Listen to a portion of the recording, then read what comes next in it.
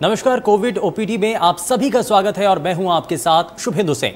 मध्य प्रदेश छत्तीसगढ़ में कोरोना की रफ्तार भले ही अब धीरे धीरे कम हो गई हो, लेकिन सरकार की चिंता अभी भी बनी हुई है। कोरोना के नए डेल्टा प्लस वेरिएंट ने शासन प्रशासन की चिंताएं बढ़ा दी हैं। चिकित्सकों की माने तो डेल्टा प्लस वेरिएंट तीसरी लहर का कारण बन सकता है और ऐसे में सरकार अभी भी सावधानी बरतने की अपील कर रही है। ऐसे में इंडिया न्यूज ने ओपीडी की शुरुआत कर एक पहल की है, जिसके तहत आप घर बैठे ही डॉक्टर से बातचीत कर सकते हैं और संक्रमण से बचाव को लेकर सलाह ले सकते हैं। आज हमारे साथ डॉक्टर अभ्युदय वर्मा हैं, जो आपके सभी सवालों का जवाब देंगे। और जरा सबसे पहले आप उनसे तारुफ कराते हैं आपका। सर, बहुत स्वागत है आपका कार्यक्रम में। जरा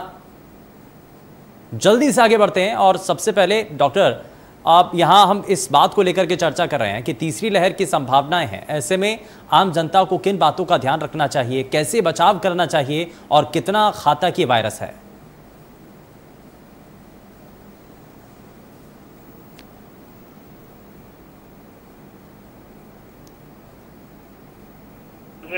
हम लोगों ने फर्स्ट वेव देखी, सेकेंड वेव देखी और आज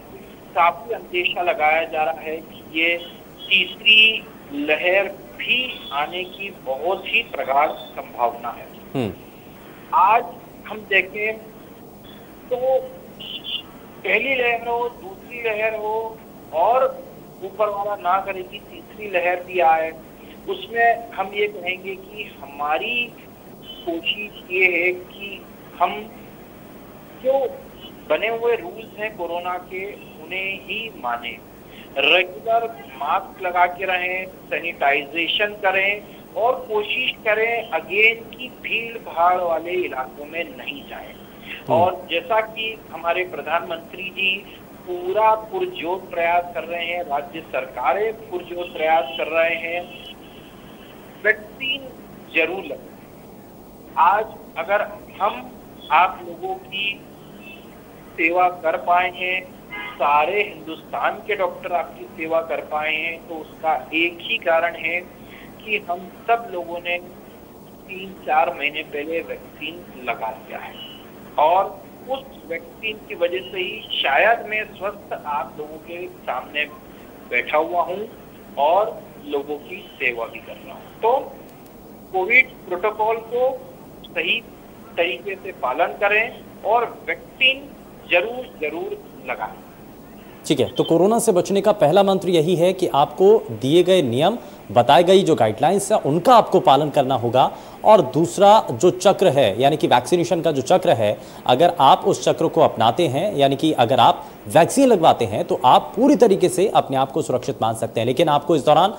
नियमों का पालन जरूर करना होगा, खास करके आपको मास्क का इस्तेमाल करना होगा। लेकिन डॉक्टर साहब, एक लोगों के मन में अक्सर ये सवाल आता है कि वैक्सीन भी लग चुकी है और वैक्सीनेशन का अभियान अब बहुत तेजी के साथ आगे बढ़ भी रहा है, तो क्या अब हम मास्क उतार सकते हैं? क्या अब हम ये आप ऐसा सोच सकते हैं कि आने वाले समय में धीरे धीरे जैसे कोरोना का ग्राफ अब नीचे जा भी रहा है और लोग भी वैक्सीनेट होते चले जा रहे हैं, क्या अब मास्क से हमें निजात मिल सकती है? जी बिल्कुल, ऐसा देखा गया है। काफी सारे दूसरे यूरोपीय देशों में भी, अमेरिका में भी देखने को मिल रहा है कि जिन लोगों को वैक्सीन लग चुकी है उन लोगों में अगर संक्रमण भी होता है तो उस संक्रमण से गंभीर समस्याएं किसी भी मरीज को होने के चांसेस बहुत कम होते हैं। ये नहीं है कि मरीज संक्रमित नहीं होगा ना, इसकी अभी हमें पूरी गारंटी डेटा या पुरजोर हमें अवेलेबल नहीं है। डेफिनेटली लोगों में जिनमें दोनों डोज वैक्सीन के लग चुके हैं उन्हें संक्रमण के बाद भी ये एक शायद नॉर्मल फ्लू से ज्यादा कुछ नहीं कर पाता है कोरोना वायरस, और वो व्यक्ति शायद 2-4 दिन हल्के फुल्के बुखार, बदन दर्द के साथ ठीक भी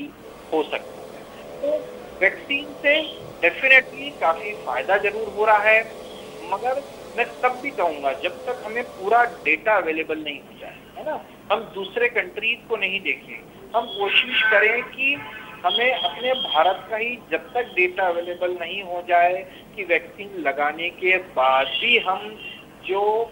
थोड़े से रिलैक्स हो सकते हैं अपने प्रोटोकॉल में, मास्क का उपयोग बंद कर सकते हैं, भीड़ भाड़ों में वापस धार्मिक आयोजनों का, शादी ब्याह का हम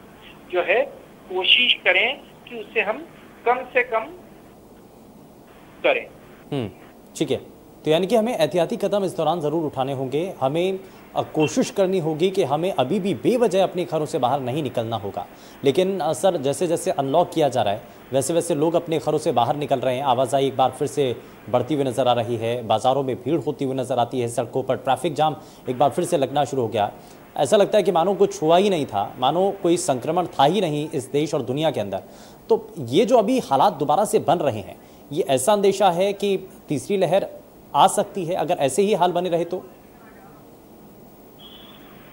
लहर तो देखिए, शायद अभी कुछ अवेलेबल डेटा आ रहा है जिसमें ऐसा देखा जा रहा है कि डेल्टा वायरस के साथ अब डेल्टा प्लस वायरस म्यूटेशन हो चुका है, जिसके शायद हमारे हिंदुस्तान में और मध्य प्रदेश में भी कुछ केसेस मिले हैं। और साथ ही एक और म्यूटेशन जो शायद थोड़ा नया जैसा म्यूटेशन है इस कोरोना वायरस का, वो कोविड लेमड़ा के नाम से, तो ये भी देखने को मिल रहा है। तो हमें ये इस चीज का जरूर ध्यान रखना है कि शायद ये एक लुका छिपी चल रही है वायरस और मनुष्य के बीच में। जैसे जैसे मनुष्य अपने बचने के लिए तरीके ढूंढता जा रहा है, वैसे ही कोरोना वायरस मनुष्य को संक्रमित करने के लिए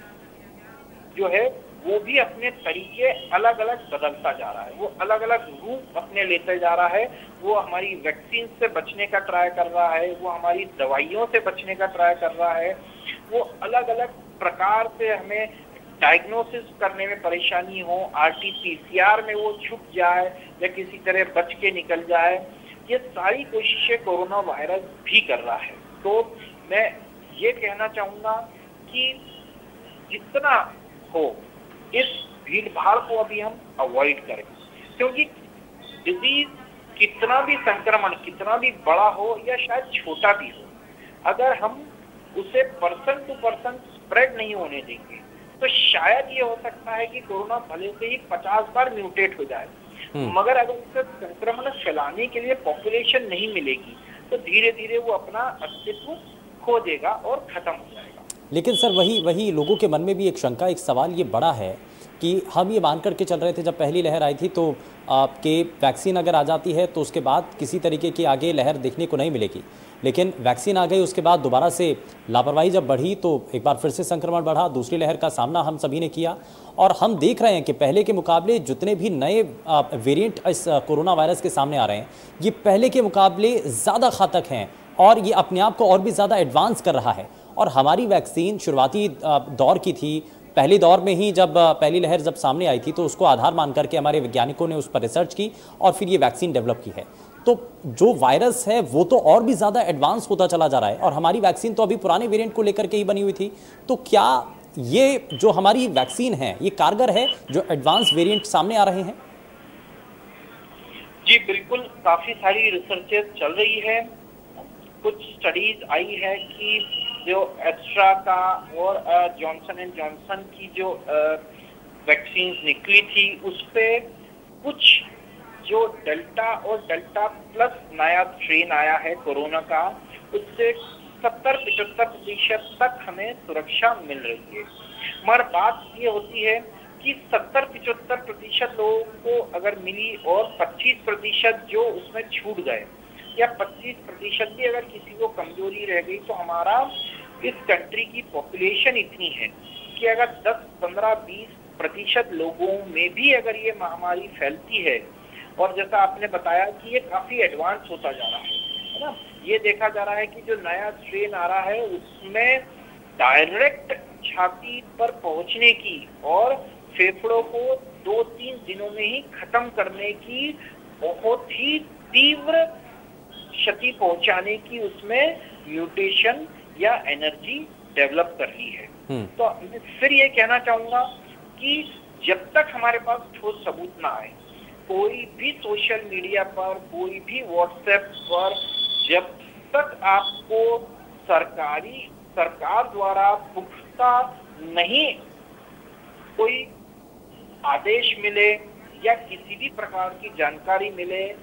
हमें प्रॉपर कोविड प्रोटोकॉल का पालन करते रहना है। ठीक है, हमें नियमों का पालन करते रहना होगा, तभी हम इस घातक वायरस से अपने आप को, अपने परिवार के बाकी सदस्यों को बचा सकते हैं। लेकिन इस दौरान सर एक और भी बड़ा सवाल आता है कि अब हम या फिर बहुत सारे लोग जो अब वापस से अपने रोज़मर्रा के कामों के लिए घर से निकलना शुरू हो चुके हैं, अपने दफ्तर जा रहे हैं, क्योंकि रोज़ी रोटी का संकट भी इस दौरान बना है और वापस से जब आप रोज़गार की तरफ आगे बढ़ेंगे तभी परिवार चल पाएगा और तभी घर चल पाएगा।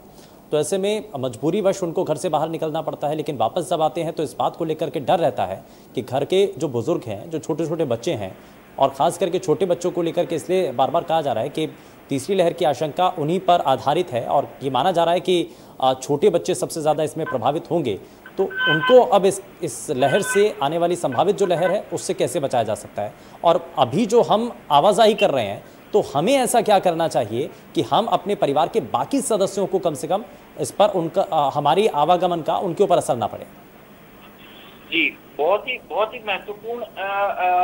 क्वेश्चन है ये, और इसका मैं फिर यही कहूँगा जवाब एक ही है कि हमें अपनी जिम्मेदारी पूरी निभानी पड़ेगी। अगर हम चाहते हैं कि ये संक्रमण कंट्रोल में रहे, कोरोना हमें और जान माल की क्षति ना पहुंचाए, हमारा परिवार सुरक्षित रहे, तो ज्यादा से ज्यादा तादाद में आप वैक्सीनेशन कराएं, ताकि हम बहुत ही जल्द इस वायरस के प्रति भले से 70% ही इम्यूनिटी मिले, हम उतनी इम्यूनिटी जल्द से जल्द डेवलप करें। साथ ही मैं ये भी कहना चाहूंगा कि अभी जायडस फार्मास्यूटिकल जो है वो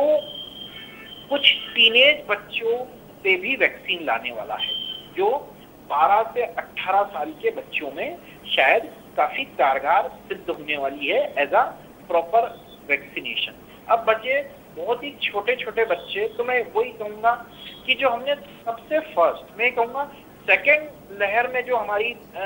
हमने काफी सारी गलतियां करी थी और इसी कारण शायद हमें नुकसान उठाना पड़ा था। तो मैं कहूंगा आप काम पे जरूर जाएं, आप पूरा अपना बिजनेस करें, आप अपनी दुकानें सारी खुली रखें, मगर जैसा हमने फर्स्ट लहर में करा था, बहुत ही स्ट्रिक्टली हम लोगों ने फॉलो करे थे सारे गाइडलाइन, है ना। शायद हमें डर था, शायद हमें कोरोना के बारे में ज्यादा पता नहीं था ना, इस अनजान किसी वायरस से हम लोग काफी डरे हुए थे, मगर उस समय हम लोगों ने बहुत ही अच्छा एक एग्जाम्पल दिया था इन कोरोना प्रोटोकॉल नियमों का पालन करके। तो आप सभी जगह जाइए, मास्क लगा के रखिए, दूरी मेंटेन करके रखिए और कोशिश करें कि बार बार आप सैनिटाइज करते रहें। अगर आपने इतना करा और साथ में अगर आपको लगता है आप बाजार से, भीड़ में से ना, या अगर आप कहीं मार्केट गए हैं जहाँ बहुत ज्यादा भीड़ भाड़, तो जैसा हम लोगों ने फर्स्ट लहर के समय करा था कि काफी सारे लोग अपने कपड़े बाहर निकाल देते थे और डायरेक्ट जाकर पहले नहाते थे, फिर फ्रेश कपड़े पहनकर ही अपने घर के बुजुर्गों या बच्चों से संपर्क करते थे। तो ये अगर हम एक्स्ट्रा प्रिकॉशन और रखेंगे तो शायद जो है हम अपने बुजुर्गों को और बच्चों को इस संक्रमण से एक्स्ट्रा सुरक्षा दे पाएंगे। ठीक है सर, इस दौरान हमने देखा है कि वैक्सीनेशन का अभियान बहुत तेजी के साथ आगे बढ़ रहा है और इसीलिए एक बड़ी संख्या उन लोगों की भी है जो कि वैक्सीन लगवा चुके हैं। तो खास करके अब मेरा सवाल उन्हीं लोगों को लेकर के है जो वैक्सीन लगवा चुके हैं। उनके मन में वैक्सीन लगने के बाद बहुत सारे सवाल रहते हैं कि जो बुखार आया है, कई लोगों को आता है कि जैसे ही वैक्सीन लगवाई उसके तुरंत बाद ही उनको रिएक्शन होने लगते हैं, या तो उनको बुखार आने लगता है या सांस लेने में भी कुछ लोगों को परेशानी आई, और कई लोगों की तरफ से शिकायतें की गई कि उनके शरीर में बहुत हद तक कमज़ोरी उनको महसूस हो रही है। कुछ लोगों को जहां इंजेक्शन लगा है तो वहां पर दर्द होने लगता है। तो ये जो कुछ वैक्सीनेशन के बाद के जो सिम्टम्स हैं या जो कुछ परेशानियां आती हैं, ये कितने दिन होती हैं और इसको लेकर के और क्या महत्वपूर्ण चीज़ें होती हैं? खाने पीने का इस दौरान क्या ध्यान रखना चाहिए और किन चीज़ों को उसमें हमें शामिल करना चाहिए, ज़रा इसके बारे में और बताइए सर। जी हाँ, वैक्सीन के बाद काफी लोगों में जो है ये एलर्जिक रिएक्शंस देखने को मिलती है ना। मैं इसे साइड इफेक्ट प्रॉपर कहना नहीं चाहूंगा मैं, ये बेसिकली कुछ एलर्जी होती है और वो एलर्जी डेफिनेटली रहेगी, क्योंकि यहाँ हम वैक्सीन में या तो वायरस या वायरस के ही कुछ पदार्थ जो हमारे शरीर में इम्यूनिटी पैदा कर सकते हैं वो हम डाल रहे हैं। मतलब एक तरीके का हम उस कोरोना वायरस जो संक्रमण हो रहा है, उस डिजीज जो वो हमारे शरीर में कर सकता है, उसका ही हम एक थोड़ा सा अंश हमारे शरीर में डाल रहे हैं। तो वो अंश इतना छोटा सा रहता है कि सिर्फ हमारी बॉडी में इम्यूनिटी बढ़ाने के लिए एंटीबॉडीज बढ़ जाए इतना काम करता है। तो डेफिनेटली ये एक तरीके का बहुत ही छोटा सा संक्रमण रहता है और इसके कारण कुछ एलर्जिक रिएक्शंस होती हैं, जैसे बॉडी पेन हो सकता है, किसी को बुखार आ सकता है, किसी को हल्का सा सिर दर्द रह सकता है या कमजोरी चक्कर के जैसे आ सकते हैं, मगर ये बहुत ही कम समय के लिए रहते हैं, बहुत ही कम समय, मतलब मैक्सिमम 1 या 2 दिन होता है और शायद एक 10 से 15% लोगों में ये 4-6 दिन तक रहता है, जो हम एक नॉर्मल फ्लू बोल सकते हैं। एक नॉर्मल फ्लू के जैसा लोगों को जो बदन दर्द होता है, हल्का फुल्का बुखार या हरारत जैसी बनी रहती है, वो एक 4-6 दिन तक रह सकती है, जिसका आप साधारण सपोर्टिव अगर ट्रीटमेंट ले लें, दर्द की गोली ले लें आप, या पैरासीटामोल या क्रोसिन जैसी आप कोई दवा ले लें, उससे काफी सारे लोगों में ये 4-5 दिन बाद समस्या बिल्कुल खत्म हो जाती है। एक चीज का जरूर हमें ध्यान रखना है, अगर किसी को ब्लड प्रेशर है, शुगर है, अस्थमा है या किसी भी प्रकार की एलर्जी है दवाइयों से, तो डेफिनेटली जब हम वैक्सीन लगवाने जाए तो वहाँ के डॉक्टर या नर्स को हम बताएं, ताकि वो आपको आगे क्या प्रिकॉशंस लेने हैं वो आपको सही तरीके से समझा सकें। ठीक है, तो यानी कि आपको अगर किसी भी गंभीर बीमारी से यदि आप ग्रसित हैं, आपको कोई गंभीर लक्षण उस दौरान नज़र आते हैं, तो आपको तुरंत एक्सपर्ट्स और डॉक्टर से आपको इस पर ज़रूर सलाह लेनी चाहिए और आपको तुरंत उनको इसके बारे में बताना चाहिए। लेकिन सर, इस दौरान हमने ये भी देखा है कि बहुत सारे ऐसे मरीज़ जिनको आप कुछ हद तक ये भी परेशानी हुई है कि आप ठीक है वैक्सीन हमने लगवा ली है, लेकिन उसके बाद वो कहते हैं कि अब हमें सांस लेने में परेशानी आने लगी है। तो ये क्या चीज़ें हैं सर, सांस लेने में क्यों परेशानी आ रही है? इसको कुछ किसी तरीके से साफ किया जा सकता है क्या? जैसा मैंने आपको बताया अभी कि ये एक प्रकार का हल्का सा संक्रमण ही हम हमारे वायरस या वायरस का प्रोटीन का कुछ पार्ट हम शरीर में डाल रहे हैं। तो जो व्यक्ति थोड़ा सा सेंसिटिव है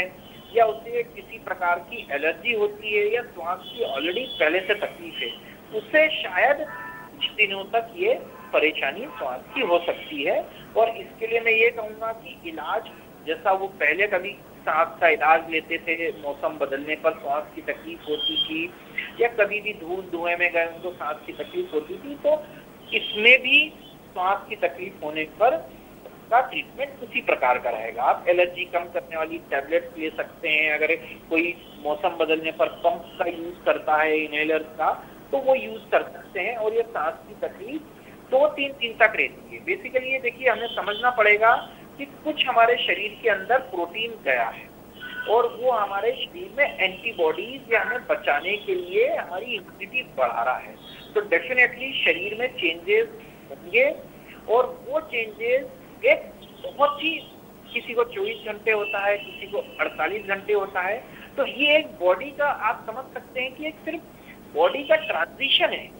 जब बॉडी एक स्थिति से दूसरी स्थिति में जा रही है एक बहुत ही बड़े संक्रमण से लड़ने के लिए, तो हमें उस समय कोशिश करना चाहिए कि हम घबराए नहीं,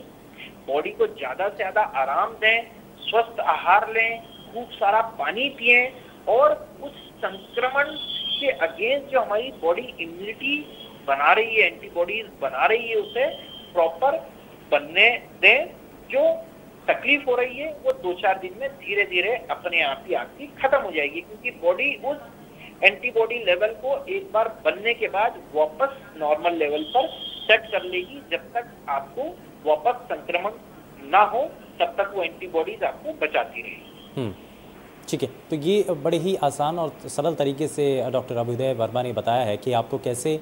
आप इस दौरान, चाहे वो लक्षणों की पहचान करना हो या फिर उनके इलाज के लिए आपको अगर किसी भी तरीके से गंभीर बीमारी आपको पहले से अगर नज़र आती है या पहले से कोई बीमारी आपको है, तो इस दौरान आपको डॉक्टर की सलाह लेकर के आपको वैक्सीन ज़रूर लगवानी है। और ये जो सुरक्षा का चक्र है आपका तभी पूरा हो पाएगा जब आप सबसे पहले तो जो कोरोना संबंधी जो गाइडलाइंस है, नियम है, उनका अगर आप पालन करते हैं, और दूसरा तब जब आप टीका लगवाते हैं। तो यानी कि ये दोनों चीज़ें आपको करनी होंगी, और अगर आप ये दोनों कदम उठा लेते हैं तो जाहिर तौर पर ये आपका सुरक्षा चक्र पूरा हो जाता है और आप इस वायरस से, इसके खतरे से, आने वाले अंदेशे से आप बच सकते हैं। और इसी को लेकर के लगातार हमारी विशेष कवरेज में हम डेल्टा प्लस वेरिएंट को लेकर के भी बात कर रहे हैं, और साथ ही साथ इसके अलग अलग जो रूप आने वाले समय में है। हालांकि हमने कार्यक्रम की शुरुआत में आपको ये भी बताने की कोशिश की कि डेल्टा वेरिएंट का असर कितना है और भारत में दूसरी लहर में इसका कितना असर रहा था, लेकिन अब डेल्टा प्लस वेरिएंट को लेकर के भी बात कर लेते हैं। डॉक्टर साहब, डेल्टा प्लस को लेकर के कहा जा रहा है कि अब इसकी दस्तक हो चुकी है, देश के कई राज्य हैं जहां पर इसकी शुरुआत हो चुकी है। तो पहले के मुकाबले डेल्टा, जो कि हमने देखा कि दूसरी लहर में बहुत हद तक इसने तबाही मचाई, बहुत हद तक नुकसान पहुंचाया, तो डेल्टा प्लस वेरिएंट का भी अब यहाँ एंट्री हो चुकी है। तो इससे कितना बचना चाहिए? और हमने देखा कि दूसरी लहर में हमने स्टीरॉइड्स का इस्तेमाल करवाया, पेशेंट्स की बहुत हद तक जान बची, लेकिन उसके बाद में आफ्टर इफेक्ट्स इसके बहुत हद तक नुकसानदेह नजर आए इसमें, क्योंकि ब्लैक फंगस जैसी बीमारी देखने को मिली। तो अब हमें आगे और किस तरीके से इसका इलाज करना चाहिए या सतर्क कैसे होना चाहिए? जी हाँ, डेल्टा प्लस वेरिएंट काफी जगह अब इंडिया में और काफी राज्यों में कुछ केसेस देखने को मिले हैं। कुछ इनिशियल स्टडी जो कंफर्म नहीं है वो ऐसा कह रही है कि ये शायद पिछले डेल्टा वायरस से ज्यादा खतरनाक